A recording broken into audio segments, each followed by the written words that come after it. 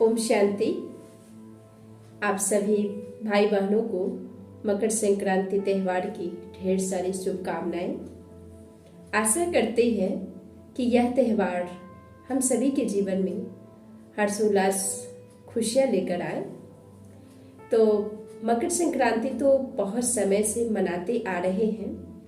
आज हम इसका रहस्य जानेंगे, आध्यात्मिक रहस्य को जानेंगे, जो मकर संक्रांति का वास्तविक अर्थ क्या है और किस रूप में हमें मनाना चाहिए। मकर संक्रांति कहा गया है जो आज ये माघ महीने में मनाया जाता है और सूर्य देव के लिए बताया जाता है जो वह मकर राशि में प्रवेश करते हैं, इसलिए इसका नाम पड़ा मकर संक्रांति। मकर संक्रांति का आध्यात्मिक अर्थ यह है कि मकर और संक्रांति यानी हमारे जीवन में जो मक्कार वाली संस्कार है, मक्कारी है, उस मक्कारपना को अंत करना, खत्म करना, यानी हमारे अंदर जो बुराइयां हैं उसको समाप्त करना, इसको ये बताया जाता है। इसके बाद मकर संक्रांति के दिन गंगा स्नान, दान और जो है खिचड़ी खाना, यानी सभी स्टेट में अपने अनुसार लोग मनाती हैं। तो हम यह जानेंगे जो मकर संक्रांति के दिन ही हम स्नान क्यों करते हैं, यानी उस दिन स्नान करने की जो नियम बनाया गया है वह क्यों बनाया गया है। स्नान तो हम प्रत्येक दिन करते हैं, ऐसा नहीं है जो स्नान नहीं करती। और क्या कहा गया, गंगा में स्नान करना, गंगा स्नान करना यह बताया जाता है। जो उस दिन का यदि गंगा स्नान किया जाए तो वह गंगा स्नान यानी सर्वश्रेष्ठ उत्तम माना जाता है। देखिए, हमारे घर पे जो पानी आती है वह भी गंगा सागर से ही निकल करके पानी आता है, लेकिन फिर भी मान्यता यह दिया गया है जो गंगा स्नान ही करना है। गंगा स्नान का अर्थ यह हुआ, गंगा माना पावन। जिस गंगा में स्नान करने से हमारा जीवन पावन होता है और हमारे अंदर की सारी बुराइयां धुल जाती है, यह कहा जाता है। कौन सी गंगा में स्नान करने से हमारे पाप धुल जाते हैं, हमें यह समझना है। गंगा अर्थात ज्ञान गंगा। ज्ञान गंगा में स्नान करने से हमारे जीवन की सभी पाप बुराइयां समाप्त हो जाती है और हमारा जीवन श्रेष्ठ होता है। इसलिए उस दिन स्नान यानी गंगा स्नान की जो प्रथा बनाई गई है, अर्थात हमें ज्ञान गंगा में, ज्ञान सरोवर में डुबकी लगाना, इसको कहा गया है गंगा स्नान। इसके बाद बताया जाता है जो उस दिन दान का महत्व बहुत ज्यादा है। वैसे दान तो हम हमेशा करते ही आते हैं, ऐसा नहीं है जो व्यक्ति साल में ही एक बार दान करता है, पर हमेशा करता रहता है। परंतु उस दिन का दान को सर्वश्रेष्ठ दान माना जाता है। देखिए, मकर संक्रांति जो महीने की संक्रांत यानी चतुर्दशी के दिन जो मनाया जाता है वो पर महीने आता है, ऐसा नहीं है जो साल में एक ही बार आता है। लेकिन साल में जो एक बार जो माघ महीने का जो चतुर्दशी है, संक्रांत है, इस संक्रांत के जो दान होता है वह उत्तम माना गया है।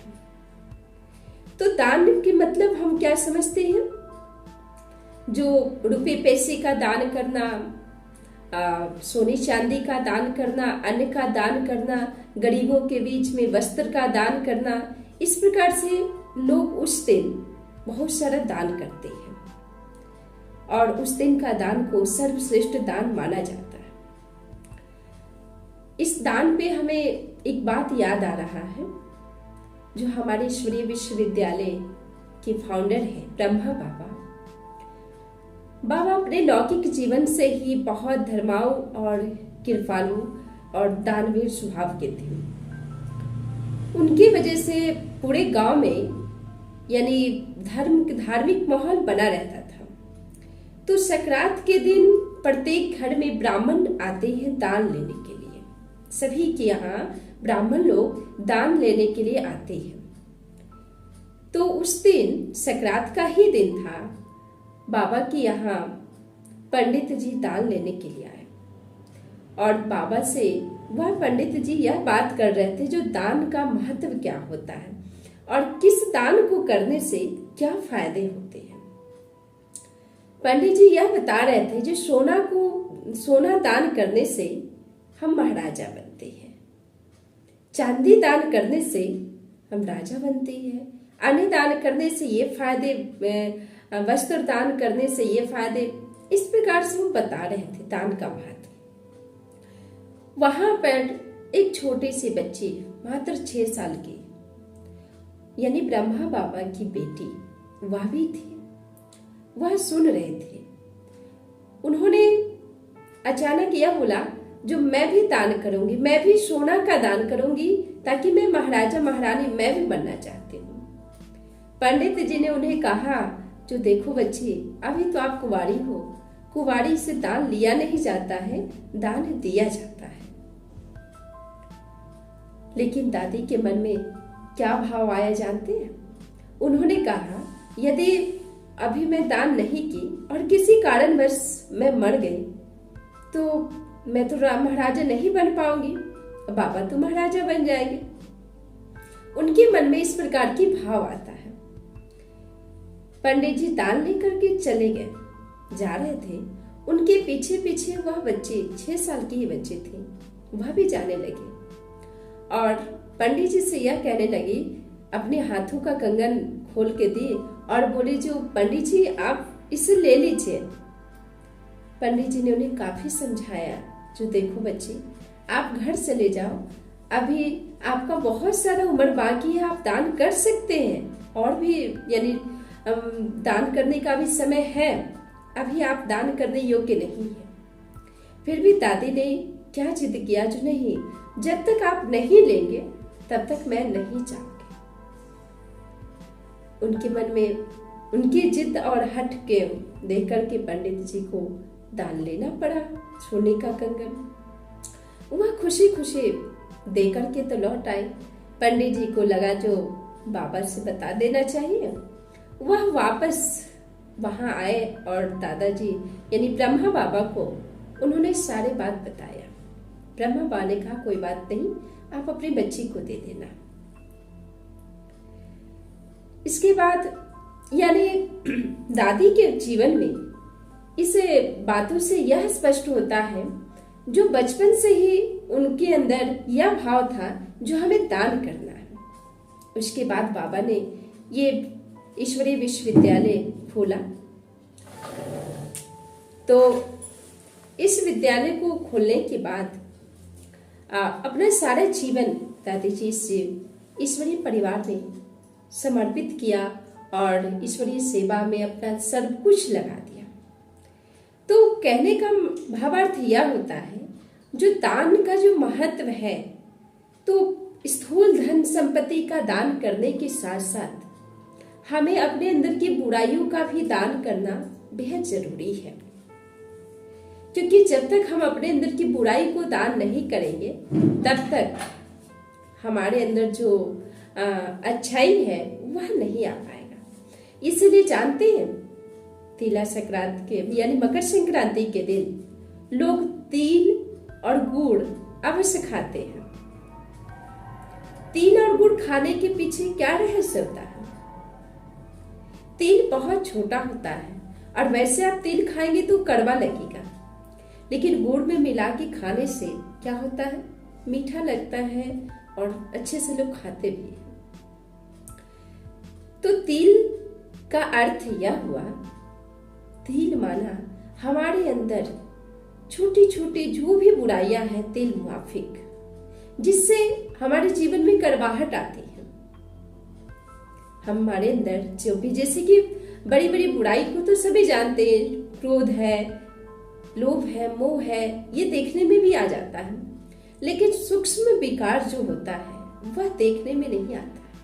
क्या कहा गया है, मोटी रस्सियों का बंधन हो या सोने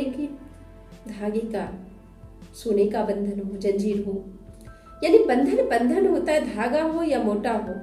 तो इसलिए किसी भी प्रकार की बुराई यदि हमारे अंदर है तो क्या हुआ, हमारे जीवन में मिठास नहीं आएगा, मधुरता नहीं आएगी।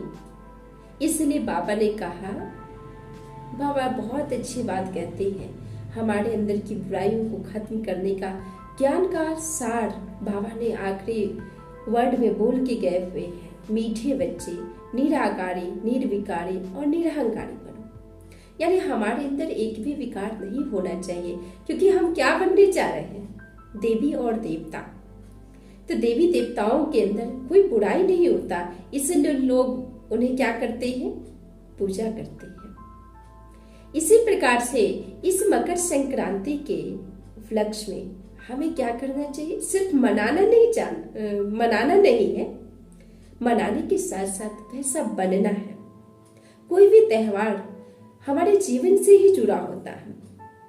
वैदिक काल में जो ऋषि मुनि ने त्योहार सब बनाए, जो फलाने तारीख को, फलाने तिथि को यह त्योहार मनाया जाएगा, क्यों, सभी के लिए मनाया जाएगा, पर्सनल नहीं बनाया उन्होंने, सभी के लिए, क्योंकि उस दिन सभी मिलके एक साथ खुशियां मनाएंगे। इसलिए उन्होंने समय को निर्धारित किया था और हम सब एक साथ एक ही संकल्प के साथ बंधेंगे और सबके अंदर वही उमंग उत्साह होता है, चाहे गरीब हो, अमीर हो, कोई भी हो, सबके अंदर एक ही जैसा उमंग उत्साह होता है और सभी खुशी मनाते हैं। इसी प्रकार से हमें अपने अंदर की बुराइयों को, संस्कारों को परिवर्तन करने के लिए हम सबको संकल्पवान बनना होगा। संकल्प एक ऐसी शक्ति है जिस शक्ति के द्वारा हम बहुत कुछ को बदल सकते हैं, इतनी पावर होता है। यदि हमें सिद्धि को पाना है, किसी भी कार्य में सिद्धि को प्राप्त करना है, तो उसके लिए हमें संकल्पवान बनना होगा। जब तक आप अपने अंदर अपने संकल्प को श्रेष्ठ, उच्च, पवित्र नहीं बनाएंगे, तब तक हम अपने जीवन में कुछ नहीं कर सकते हैं। तो इस मकर संक्रांति पे हम सभी श्रेष्ठ संकल्प करें। सिर्फ त्योहार मनाए नहीं, यानी खा पी के मना लेना, खुशी मनाना, यह एक अलग बात हुआ, लेकिन हमसे कुछ मिले, समाज को, संसार को आपसे कुछ मिले, क्योंकि भगवान ने आपको इस संसार में इसलिए भेजा है जो आप कुछ दे सके। ये नहीं जो सिर्फ लेना है, क्योंकि हम देवी और देवता कुल के सनातन धर्म से हैं। सनातन धर्म के लोग जो होते हैं, देवता अर्थात यानी देने वाला होता है, लेने वाला नहीं होता, असुर नहीं है। हमारे अंदर देवताई गुण है। इसलिए हमें क्या करना है, सबके सब एक ही संकल्प में बंधे। श्रेष्ठ संकल्प में क्या, हमें स्वयं को बदल करके संसार को बदलना है, अपने अंदर की बुराइयों को खत्म करना है ना। मैं एक पवित्र आत्मा हूँ और पवित्र दुनिया का निर्माण करने के लिए भगवान ने मुझे इस संसार में भेजा है। इस प्रकार के श्रेष्ठ संकल्पों से हम अपने अंदर की बुराई को भी समाप्त कर सकते हैं। और जानते हैं, जब हमारे अंदर की बुराई खत्म होता है तो हमारे जीवन में सच्ची खुशी होती है। वैसे भी आपने देखा होगा, स्कूल में भी होता है, जब कोई प्रॉब्लम होती है, समस्या आता है और उस समस्या का समाधान हो जाता है, खत्म हो जाते हैं, तो हम कितना खुशी मनाते हैं। या स्टूडेंट सबको देख लीजिए, वह एग्जाम पास करके जीत जाता है तो उसे कितना खुशी मिलता है, जो मैंने इतना बड़ा एग्जाम को पास किया है।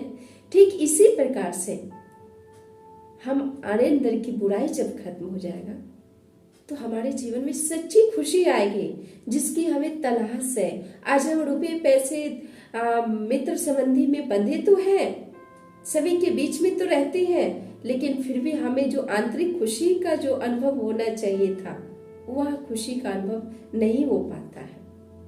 तो इसलिए इस त्योहार पे हम सभी पवित्र संकल्प करें क्या, जो हमें अपने जीवन को श्रेष्ठ बनाना। ऐसा नहीं हम कर रहे हैं जो हम एक ही बार परिवर्तन कर ले, नहीं, धीरे धीरे हमें स्वयं को बदलना है, क्योंकि अच्छे गुण को आने में समय लगता है, बुराई को आने में समय नहीं लगता है। इसलिए हमें धीरे धीरे परमात्मा के ज्ञान को धारण करके अपने जीवन को श्रेष्ठ बनाना है। इसके बाद मकर संक्रांति के दिन हम खिचड़ी खाने का जो विधि है, खिचड़ी इसलिए खाया जाता है क्योंकि खिचड़ी जो भोजन होता है बिल्कुल सॉफ्ट, मुलायम और सुपाच्य होता है। इसलिए उस दिन जो है खिचड़ी लोग खाते हैं, और यानी स्वास्थ्य जो हमारा है वह हमारा सही रहे। तो इस प्रकार से बहुत सारे यानी त्योहार के जो इस तरीके से हम लोग मनाते हैं, यानी इसका भावार्थ बाबा ने यह समझाया हम बच्चों को, जो स्नान करो यानी ज्ञान स्नान, ज्ञान गंगा में स्नान करना। यानी जो भी भाई बहन है, जो बाबा के बच्चे हैं, जो ज्ञान से जुड़े हुए हैं, तो बहुत अच्छा है, उनकी पुरुषार्थ अच्छा हो रहा है। जो नहीं है तो वह भी उस दिन परमात्मा का ज्ञान अवश्य सुने। जहां भी हो, जिस जगह पे हो, वह भगवान का ज्ञान, ईश्वरीय ज्ञान को सुने और ज्ञान गंगा में स्नान करके अपने जीवन को श्रेष्ठ बनाए। और विशेष रूप से दान के लिए जो कहा जाता है, तो दान तो हम स्थूल धन संपत्ति का जो आप करते हैं आप करो, मना नहीं है, लेकिन उस दिन एक न एक बुराई छोड़ने का अवश्य संकल्प करना, छोटी से या बड़ी। जैसे किसी को ज्यादा गुस्सा आता है या ईर्ष्या नफरत होता है, या किसी भाई बहनों को किसी गलत संगत यानी लत नशा वगैरह का जो आदत होती है, कोई भी एक चीज छोड़ने का अवश्य संकल्प करेंगे। इस प्रकार से यदि हम धीरे धीरे एक एक बुराई को छोड़ते जाएंगे तो आपका जीवन संपूर्ण पावन होगा और देवी देवता के समान आप भी श्रेष्ठ होंगे। तो हमें बुराइयों को छोड़ने का संकल्प करना है। इसी तरह से हमें मकर संक्रांति का त्योहार को मनाना है।